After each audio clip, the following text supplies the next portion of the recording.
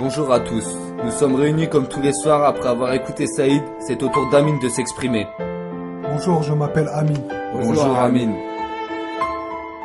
Donc écoutez, j'ai beaucoup de choses à dire, beaucoup de choses sur le cœur. Donc tout simplement écoutez ces quelques minutes. Bonjour à tous, je m'appelle Amine. Et comme vous tous, je suis mélancolique anonyme. Je me permets de prendre la parole, car j'ai besoin de dénoncer tout ce qui se passe dans ce monde.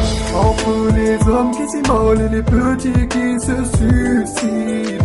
Mais dis-moi frère, comment veux-tu que je reste lucide? Lorsque je regarde la télé, je prends souvent peur, car ces temps-ci, les journaux, ce sont des vrais films d'horreur. La mondialisation n'a fait qu'accroître les inégalités. C'est pour ça qu'aujourd'hui, les pays d'Afrique ne sont pas encore développés. Des guerres pour s'accaparer de l'or noir, alors qu'autrefois, ils prenaient pour esclaves les noirs. On a copié leur modèle et leur libéralisme, ce qui a fait de nous une société capitaliste. On a perdu nos normes et nos valeurs pour faire place à de l'argent sans saveur. J'ai vu des hommes s'enrichir alors que je vois des enfants mourir. Des guerres qui durent depuis des années, des hommes, des enfants étaient tués.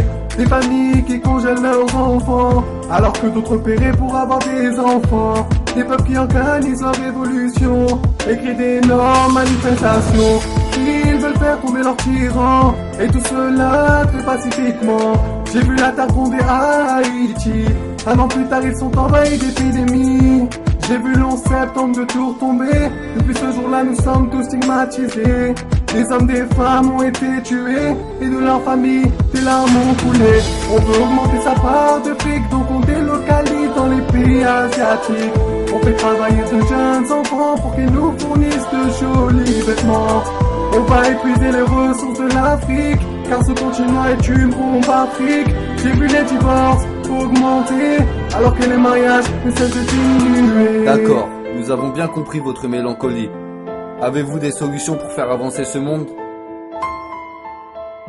Oui, j'ai plusieurs solutions. Il faut rester soudés et juste écouter, et vous comprendrez.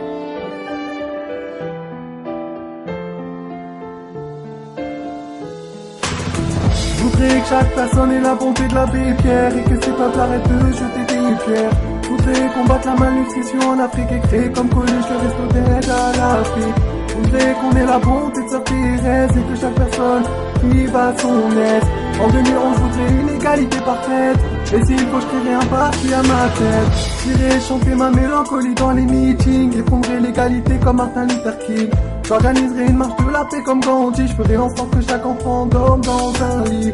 Je montrerai qu'il existe bien des différences, mais que malgré tout on peut vivre ensemble en France. Je dirai aux gens de ne pas confondre musulmans et intégristes, car avant tout ma religion est pacifique.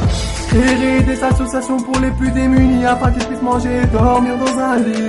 Je veux qu'Israël et Palestine vivent en paix, comme Yasser Arafat avant pris nouvelle de la paix. Y'a tellement de choses que je voudrais changer, tellement de plaies à cicatriser. Tout ça pourrait pas y arriver, donc c'est pour cela qu'il faut rester soudés, afin de laisser à nos enfants un monde meilleur, pour leur offrir une vie sans pleurs, pour qu'ils ne connaissent pas le malheur et qu'ils vivent tout simplement dans le bonheur.